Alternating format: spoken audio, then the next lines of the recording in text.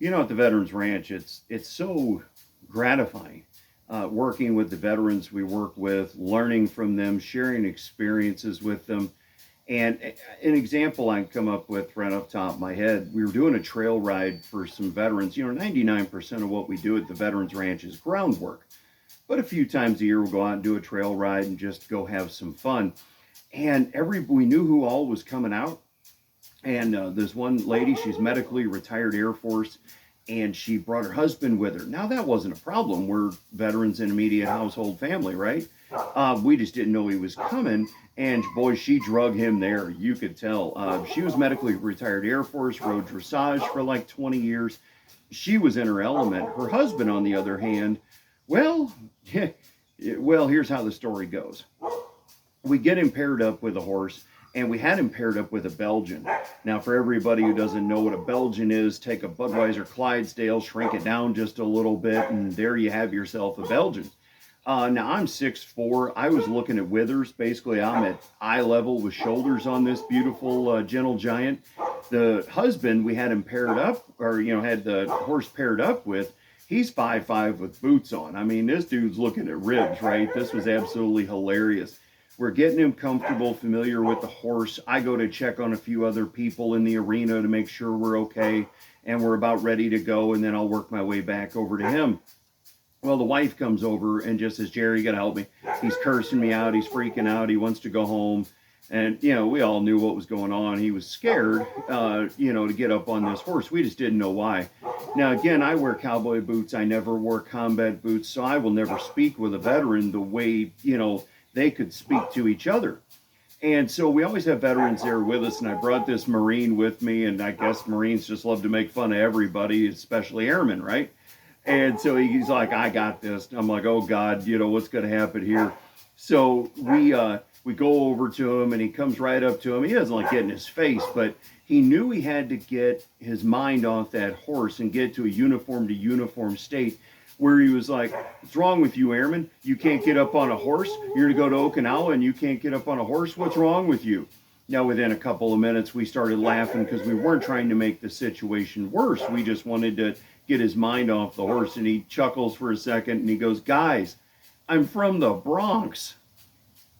That's all he had to say. We're all cracking up at this point because he's like, I never saw the mounted patrol. Dogs in the neighborhood were strays, and you want me to get up on this big thing? So we finally get him on the horse. We start showing him how to relax, teaching him how horses literally can feel a gnat land on their back and know everything about you 10 feet away. Finally get him to take a deep breath and relax. And at the same time, this beautiful horse goes, and he's like, what just happened there? We said, we're trying to tell you, when you relax, she feels everything you feel. So we started understanding that. We get him in the arena, we're teaching him, this guy's literally never been on a horse before, so we're teaching him how to steer more with his feet and his hips, and instead of just yanking on the horse's head, with his hands, and we sent him out on the ride. Now, we made sure we had a experienced rider in front of him, behind him, because, you just never know what could happen. And then he comes back in, and he said, hey, you mind if I ask you a question? I want to get something to drink when I ask you a question. Yeah, sure. So he comes back and he said, guys, can I go out on the second ride? His wife was in immediate tears. I mean, he went from literally freaking out, cursing her out, wanting to go home, to an hour later wanting to go back out on the next ride. And obviously we said yes. We let him out on the next ride. And but now we had a great connection with him. And it's a good Lord and a horse. I mean, that's the bottom line. It's nothing about us. We're not breaking our shoulder, patting ourselves on the back for what we do. It's the good Lord and the horse. So we send him out on the ride. And then we go and ask the owner of the place we were at, said, hey, you by chance got a bag of frozen peas? Now, for everybody out there that's watched the movie City Slickers, or, had just had this experience before, why we asked if he had a bag of frozen peas. So he comes back in, we get him off the horse. Now we're messing with him. Hey, there's a third ride. You want to go out on the third ride? No, I'm good. Because now he's walking like he's been out on a 3-day lope because he's never been on a horse before. And we put him on one of the widest horses on the planet. And so we chuck him a bag of frozen peas, and And he goes, F you guys, but thanks. You know, he knew why we were doing it.